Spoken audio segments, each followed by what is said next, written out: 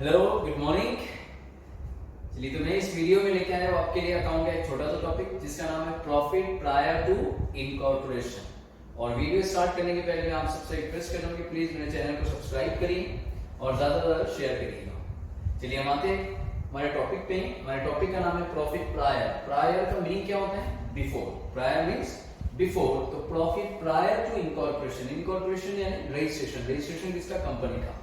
तो कंपनी का रजिस्ट्रेशन होने के पहले का प्रॉफिट कितना था और कंपनी के रजिस्ट्रेशन होने के बाद का प्रॉफिट कितना, ये हमें डिसाइड करना है इस टॉपिक में। यही चीज हमें डिसाइड करनी है कि कंपनी का रजिस्ट्रेशन होने के पहले का जो टाइम ड्यूरेशन है उसका प्रॉफिट कितना है और कंपनी का रजिस्ट्रेशन होने के बाद का जो टाइम ड्यूरेशन है उसका प्रॉफिट कितना है। मान के चलिए कि क्वेश्चन में इंफॉर्मेशन पूरे 12 मंथ्स की है, पूरे 12 मंथ्स के आपको दिया है, तो उसमें से आपको ये डिसाइड करना है कि 12 मंथ्स में से कंपनी का रजिस्ट्रेशन कब हो। कंपनी का रजिस्ट्रेशन कब हो उसके लिए देखिए मैंने एक एग्जांपल यहाँ पे लिखा हुआ है। मान के चलिए आपने अपना बिजनेस स्टार्ट किया या बिजनेस परचेज किया 1 अप्रैल 19 को, 1 अप्रैल 19 को, और आपने उसको कन्वर्ट किया कंपनी में, यानी आपकी कंपनी का रजिस्ट्रेशन कब हुआ? 1 जुलाई 19। आपने बिजनेस स्टार्ट किया या तो आपने बिजनेस परचेज किया किसी से, कब परचेज किया? 1 अप्रैल 19 को। फिर कंपनी का रजिस्ट्रेशन आपने कंपनी में उसको कन्वर्ट करवाया, कंपनी का रजिस्ट्रेशन कब हुआ? 1 जुलाई को। फाइनेंशियल ईयर एंड होता है 31 मार्च को। तो हमें क्या होता है इस टॉपिक में, जो हमारा क्वेश्चन दिया होता है वो क्वेश्चन में पूरी इंफॉर्मेशन होगी फ्रॉम 1 अप्रैल 19 से लेके 31 मार्च 20 तक। इंफॉर्मेशन कहां से कहां तक की होगी? 1 अप्रैल 19 से लेके 31 मार्च 20 तक, मतलब पूरी इंफॉर्मेशन 1 ईयर की है। अब हमें क्या करना होता है इस टॉपिक में? हमें ये डिसाइड करना होता है कि कंपनी का इनकॉर्पोरेशन कब हुआ है? 1 जुलाई, 1 जुलाई 19 को। तो हमें क्या करना है? 1 जुलाई के पहले का जो प्रॉफिट है वो सेपरेट करना है और 1 जुलाई के बाद का प्रॉफिट सेपरेट करना है। मतलब कंपनी के रजिस्ट्रेशन होने के पहले का प्रॉफिट कितना था वो हमें कैलकुलेट करके बताना है, और कंपनी के रजिस्ट्रेशन होने के बाद का प्रॉफिट कितना है वो हमें अलग से कैलकुलेट करके बताना है। तो इसे कहा जाता है प्रायर एंड पोस्ट। कंपनी का रजिस्ट्रेशन होने के पहले का जो प्रॉफिट, जो ड्यूरेशन होता है दैट इज प्रायर पीरियड, और कंपनी का रजिस्ट्रेशन होने के बाद का जो ड्यूरेशन होता है दैट इज पोस्ट पीरियड। तो कंपनी का रजिस्ट्रेशन के पहले का जो प्रॉफिट होगा दैट इज कहलाता है प्रॉफिट प्रायर टू इनकॉर्पोरेशन। जैसे यहाँ देखिएगा तो हमने बिजनेस स्टार्ट किया अप्रैल में, इनकॉर्पोरेशन हुए जुलाई में, मतलब कंपनी का एग्जिस्टेंस कब आया? 1 जुलाई। तो उसके पहले का जो ड्यूरेशन है that is April, May and June. कितने मंथ्स? 3 मंथ्स। कितने मंथ्स? 3 मंथ्स। और कंपनी का एग्जिस्टेंस आ चुका था, कंपनी एग्जिस्ट हो चुकी थी जुलाई में, तो जुलाई टू मार्च ये हो जाएगी 9 मंथ्स। ये हो जाएगी कितना? 9 मंथ्स। तो अब हमें क्या करना है?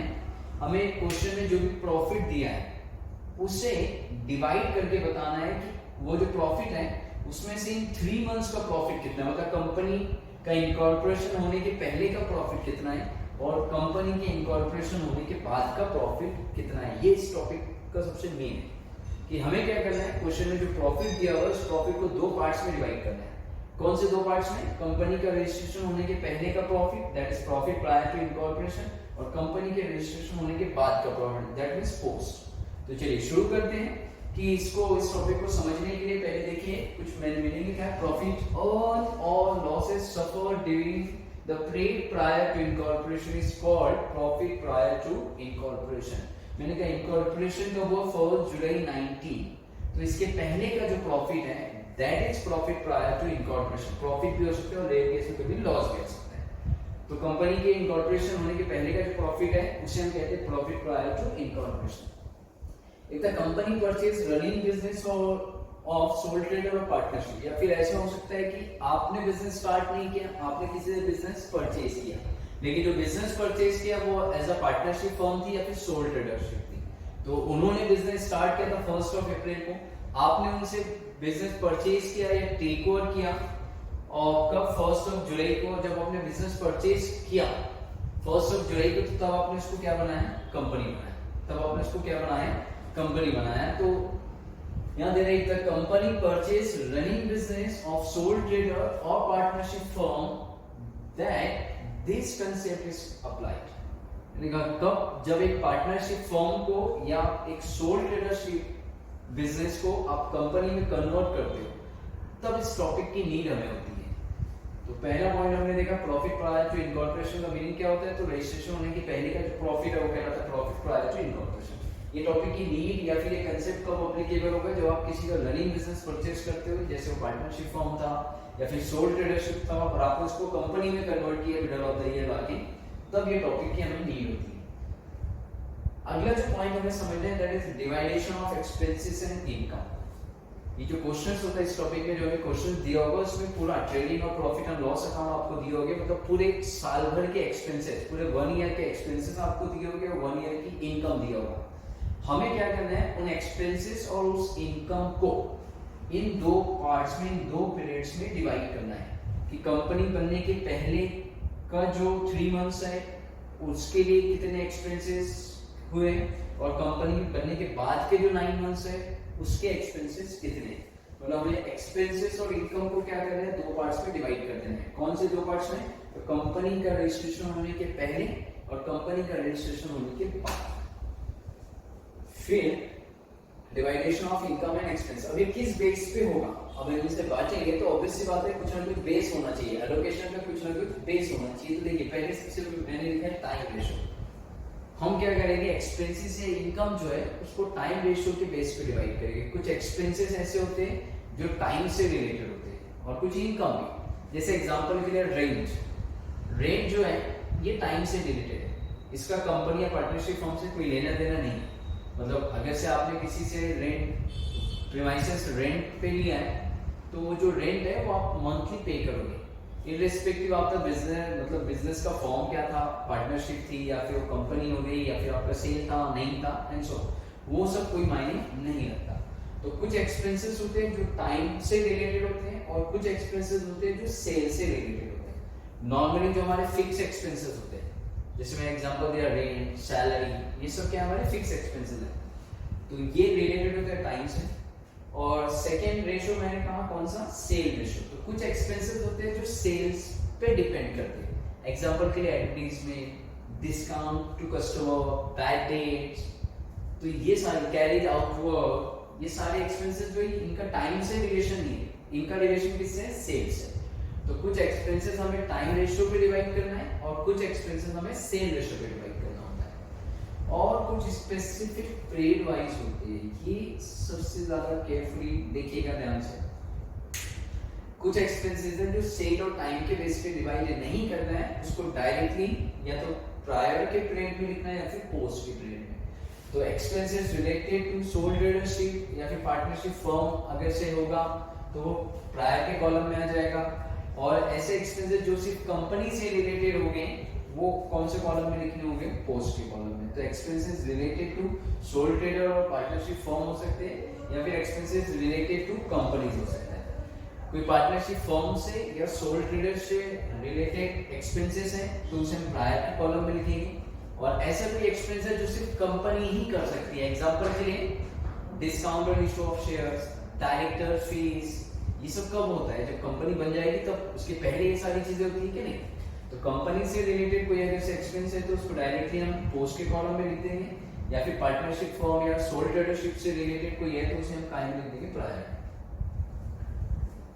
तो एक बार फिर से देखिएगा कि इनकम और एक्सपेंस को डिवाइड करने के लिए सबसे पहले हमें क्या कैलकुलेट करना है, टाइम रेशियो, फिर कैलकुलेट करना है सेल रेशियो, और कुछ स्पेसिफिक पीरियड वाइज एक्सपेंस हो गए तो उसको बगैर सेल और टाइम के हम क्या करेंगे उसके अकॉर्डिंग लिख देंगे। जैसे वो कंपनी से रिलेटेड है तो पोस्ट के कॉलम में लिख देंगे और पार्टनरशिप फॉर्म या सोल ट्रेडरशिप से रिलेटेड है तो उसको प्रायर के कॉलम में लिख देंगे। अब देखिए प्री इनकॉर्पोरेशन में कौन कौन से एक्सपेंसेस आते हैं, मतलब इनडायरेक्टली ये एक्सपेंसेस, इन्हें हम सेल या टाइम के रेशियो पे डिवाइड नहीं करेंगे, इसे हम डायरेक्टली प्रायर के कॉलम में लिख देंगे कंपनी बनने के पहले। जैसे एग्जांपल के लिए salary of partners, interest on capital, partners का कैपिटल होगा उसके ऊपर इंटरेस्ट दोगे, प्रॉफिट और loss on sale of fix assets या फिर एसेट प्रायर टू पे, प्रायर कोई ऐसी एसेट्स थी जो आपने कंपनी बनने के पहले बेचा है तो उस पे जो भी प्रॉफिट और लॉस होगा उसको भी प्रायर के कॉलम में लिखा जाएगा, उसको हम डिवाइड नहीं करेंगे।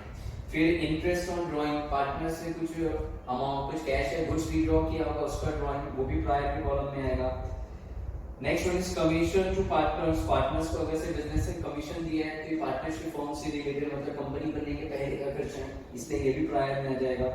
और bad debts related to prior period before the incorporation, या फिर कोई बैड डेट्स जो कंपनी के रजिस्ट्रेशन होने के पहले के पीरियड से रिलेटेड है, उसको डायरेक्टली कौन से कॉलम में लिख देंगे, प्रायर के कॉलम में। और ये कुछ ऐसे एक्सपेंसेस लिखा है मैंने जो डायरेक्टली पोस्ट के कॉलम में लिखना है, जिसे हम सेल या टाइम रेशियो पे डिवाइड नहीं करेंगे, डायरेक्टली पोस्ट के पीरियड में लिखेंगे। कौन कौन से हैं, तो डायरेक्टर फीस या फिर मैनेजिंग डायरेक्टर रेम्युनरेशन हो सकता है, preliminary expenses return of company को बनाने का जो भी खर्चा होगा वो भी ऑब्वियसली वाला कंपनी का खर्चा है, इसलिए पोस्ट के कॉलम में आएगा। डिस्काउंटेड इशू ऑफ शेयर्स और डिबेंचर, ऑब्वियसली बात है कंपनी ही सिर्फ शेयर्स और डिबेंचर इशू कर सकती है, तो ऑब्वियसली बात है कि उससे रिलेटेड जो डिस्काउंट है वो भी कंपनी का एक्सपेंस माना जाएगा, कंपनी का, इसलिए कौन से कॉलम में लिखेंगे, पोस्ट के कॉलम में लिखेंगे। फिर इंटरेस्ट ऑन डिबेंचर, ऑब्वियसली बात है डिबेंचर भी कंपनी इशू करती है, मतलब वो एक्सपेंस भी किसका है, कंपनी का, तो पोस्ट के कॉलम में आ जाएगा। शेयर ट्रांसफर फी, शेयर भी कब इशू हो गए, कंपनी बनने के बाद। फिर अंडरराइटर्स कमीशन, आपने अपने शेयर्स इशू किया होगा तो किसी अंडरराइटर्स के साथ एक एग्रीमेंट किया होगा, उसको जो कमीशन दोगे वो भी कंपनी का एक्सपेंस माना जाएगा, इसलिए पोस्ट के कॉलम में आएगा।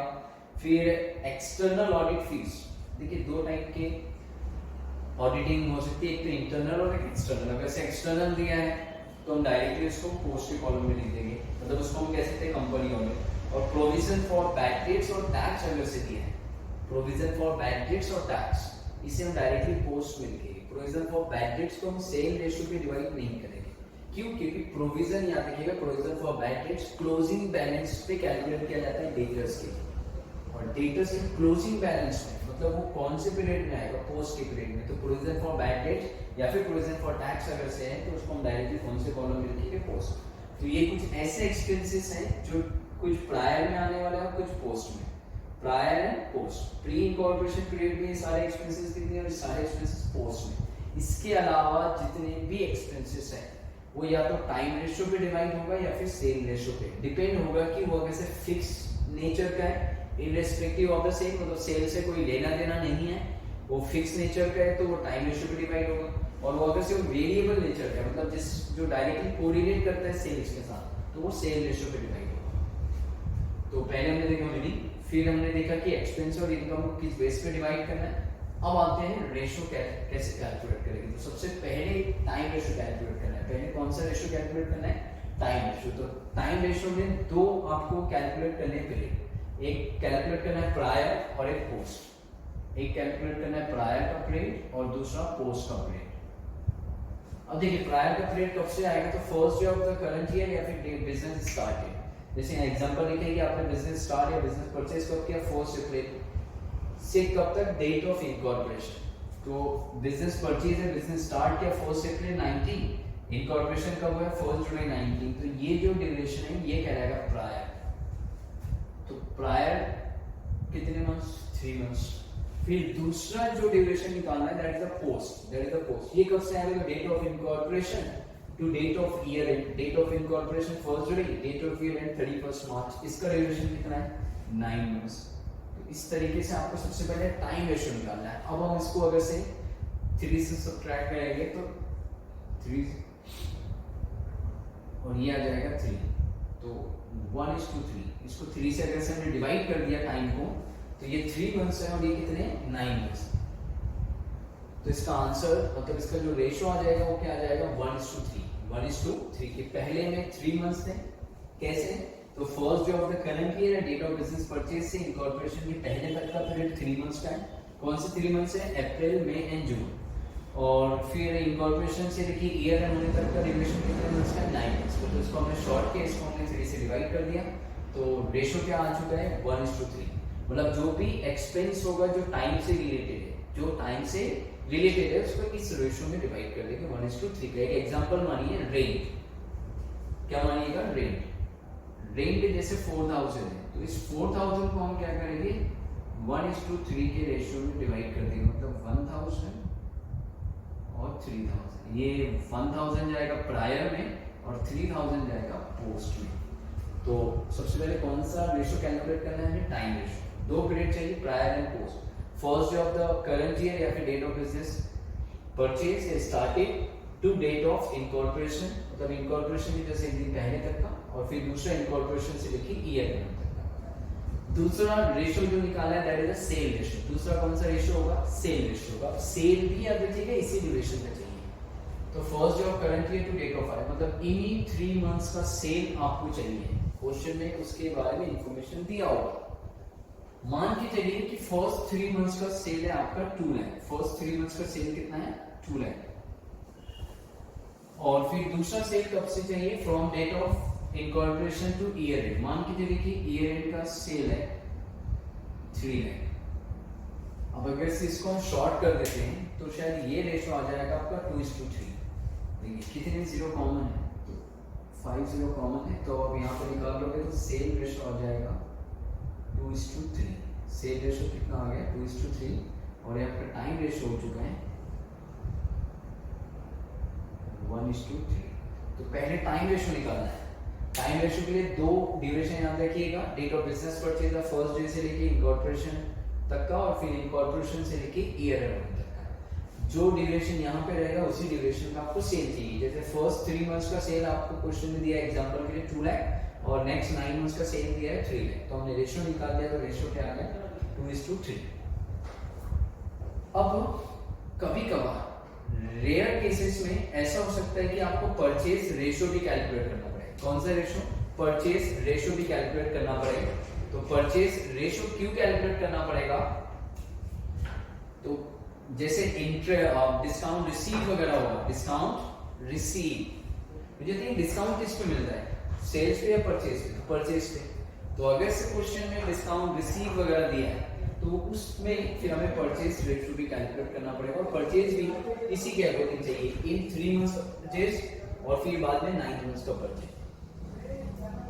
ये कैलकुलेशन था। और कुछ चीजें याद रखिएगा, इंपॉर्टेंट पॉइंट्स में मैंने लिख के दिए कि मिसलेनियस एक्सपेंस होगा, सैलरी एक्सपेंस होगा, जनरल एक्सपेंसेस होगा, या फिर any expenses related to office, या फिर कोई ऑफिस से रिलेटेड कोई एक्सपेंस है तो उसको हम डिवाइड करेंगे टाइम के रेशियो पे। किस रेशियो पे डिवाइड करेंगे? टाइम के रेशियो पे। और ऑडिट फीस दिया है तो वो भी टाइम के रेशियो पे डिवाइड होगा। लेकिन अगर से ऑडिटर फीस है, ऑडिटर फीस, तो उसे कहां लिख दोगे? पोस्ट में। ऑडिट फीस है तो टाइम रेशियो पे डिवाइड होगा, लेकिन ऑडिटर फीस है तो उसको डायरेक्ट पोस्ट में लिख देंगे। और लास्ट पॉइंट है कि अगर से क्वेश्चन में कभी दिया है इंटरेस्ट पेड और परचेज कंसीडरेशन, आपने किसी से बिजनेस परचेज किया और जिससे आपने परचेज किया वेंडर, मतलब सेलर को आपने इंटरेस्ट पे किया है परचेज कंसीडरेशन पे, तो वो जो इंटरेस्ट होगा उसे भी हम टाइम के रेशियो पे डिवाइड करेंगे। लेकिन कौन सा टाइम होगा? ध्यान से देखिएगा। जिस दिन आपने बिजनेस परचेज किया, एग्जांपल हमने माना 1 अप्रैल 19, और आपने एक्चुअल पेमेंट जो किया है परचेज कंसीडरेशन को वो किया 31 दिसंबर 19 को। बिजनेस परचेज किया अप्रैल और उसका पेमेंट कब किया आपने? 31 दिसंबर 19। तो अब हमें क्या करना है? अगर से इस बीच में इनकॉर्पोरेशन का डेट आता है, इस बीच में अगर से इनकॉर्पोरेशन का डेट आता है, तो फिर हमें क्या करना है? बिजनेस परचेज करने की डेट से लेके इनकॉर्पोरेशन तक का जो पीरियड का इंटरेस्ट होगा वो प्रायर के कॉलम में लिख देंगे, और इनकॉर्पोरेशन से लेके एक्चुअल पेमेंट की डेट तक का जो इंटरेस्ट होगा वो पोस्ट के कॉलम में। और मान के चलो कि अगर से इसके बीच में इनकॉर्पोरेशन का डेट नहीं आता है तो फिर वो पोस्ट में जाएगा। ठीक है, तो ये हमारा टॉपिक का बेसिक था, profit prior to incorporation. Profit prior to incorporation में क्या करना है? हमें पूरे साल भर की इंफॉर्मेशन देगा, साल भर की इनकम और एक्सपेंसेस देगा, उसे हमें 2 पार्ट्स में डिवाइड करना है। कौन से 2 पार्ट्स में? कंपनी के इनकॉर्पोरेशन होने के पहले, मतलब कंपनी के रजिस्ट्रेशन होने के पहले के पीरियड का एक्सपेंसेस कितना है, इनकम कितना है, प्रॉफिट उसका कितना है, और कंपनी का इनकॉर्पोरेशन होने के बाद के एक्सपेंसेस, इनकम और उसका प्रॉफिट कितना है। तो उसके लिए हमें कुछ रेशियो कैलकुलेट करने पड़ सकते हैं, टाइम रेशियो, सेल रेशियो। इसके बाद वाले वीडियोस में हम इसी टॉपिक पे रिलेटेड एक बेसिक प्रॉब्लम सॉल्व करके देखेंगे। ठीक है, प्लीज इसको नोट डाउन कर लीजिएगा। Thank you.